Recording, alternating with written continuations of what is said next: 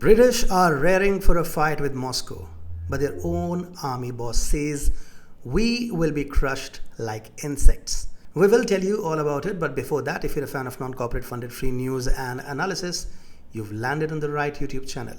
Okay, let's begin. During a recent session with the Parliamentary Defence Committee, Lieutenant General Robert Magowan, Deputy Chief of the UK Defence Staff, expressed concerns regarding the preparedness of the British Armed Forces for a potential conflict with Russia. Highlighting severe resource constraints, especially in ammunition, Magowan indicated that current government spending, despite being significant, falls short of addressing the threats the country faces. This funding gap introduces substantial operational risks.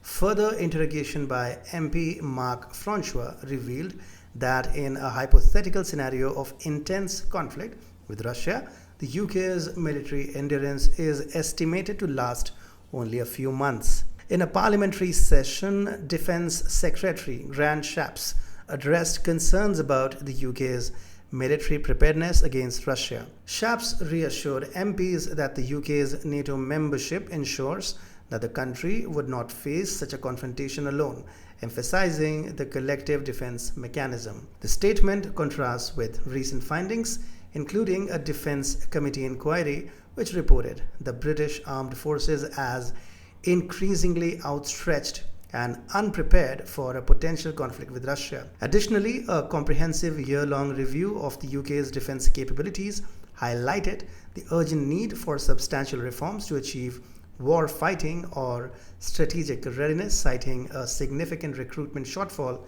and a deficit of at least 5,000 soldiers. In a detailed assessment of the UK's military capabilities, former defence chiefs informed a committee that since 2010, the British Armed Forces have been significantly weakened and would struggle in a conflict against a major adversary described as a quote-unquote peer-on-peer conflict. This decline has led to concerns that the forces could quickly deplete their operational capabilities within the initial months of engagement, as highlighted in a report cited by the Telegraph. Despite these challenges, Lieutenant General Robert Magowan emphasized on Tuesday that the UK remains ready for war, albeit not against a formidable power like Russia.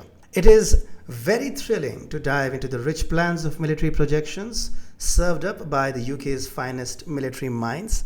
They paint a picture of a valiant stand against Russia, a narrative as convincing as a vegan butcher. Let's indulge in the subtle art of dissecting their, shall we say, optimistic assertions.